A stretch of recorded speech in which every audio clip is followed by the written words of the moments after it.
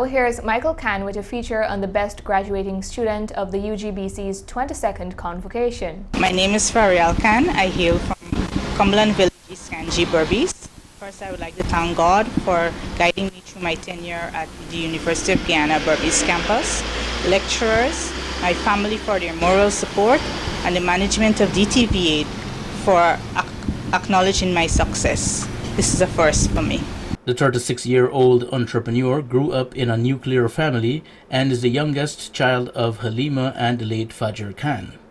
My parents' approach to always including us in every decision that was made within the home, whether you were 10 years old or 24 years old, made me appreciative of all the sacrifices they were making for us. And I made a conscious decision to always attend school and give of my best. We were a close-knitted family. I remember being a daddy's girl, and that didn't mean I got everything that I wanted. What it meant was that I was taken along for drives in the afternoon. I attended Cumberland Primary School, where I sat the then called Common Entrance Examinations in 1999 and placed at St. Rose's High School.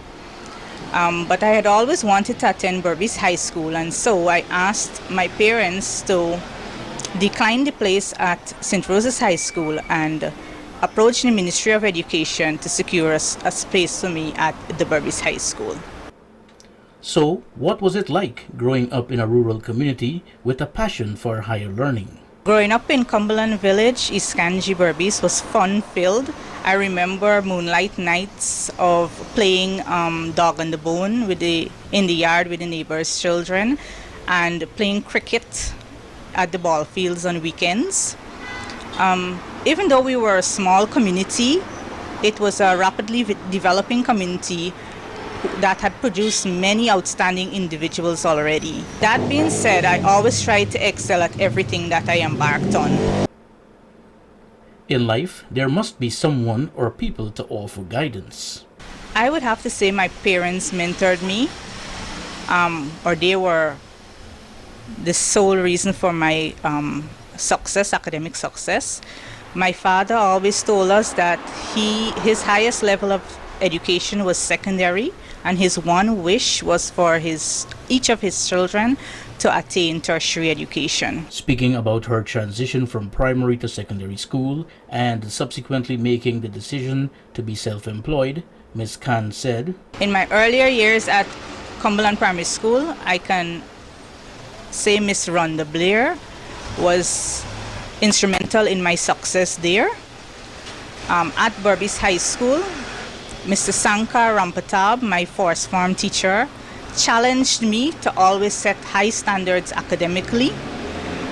I accepted that challenge and performed in the top position in my class throughout high school on to emerging as the best graduating student at CSEC in 2004, and the following year as the best graduating CAPE student in 2005. Ms. Khan then elaborated, "When I was in high school, and I think it is still prevalent now, of students who are leaving to write messages on their shirts, I made a joke to my friends saying that I may have to return to school, so I'll need my shirts. So instead I opted to have a notebook, and I asked my classmates and my teachers to leave a message in that book for me or speak of their interactions with me. I remembered one entry into that book was made by my mathematics teacher, Mr. Gregory George, and his few but impactful words were, "Never settle for second best, you are better than that." After having completed CAPE, 1 week after having completed CAPE, I joined forces with my father in a business venture, which he subsequently handed over to me in 2007, some 16 years now. were there any challenges being self-employed and studying for a bachelor's degree? With working most days and coming home at late in the afternoons, one of the challenges I met was trying to stay awake for classes up to 9 o'clock in the night. Sometimes we would have group meetings in the late evening. After that, I would try to take at least 3 hours of nap and get up at midnight to do research, assignments, tests, and so forth. It was challenging, but I learned time management was essential in me completing all my assessments on time. Speaking of memorable experiences, the graduate said, The story behind me doing CAPE, it's quite funny.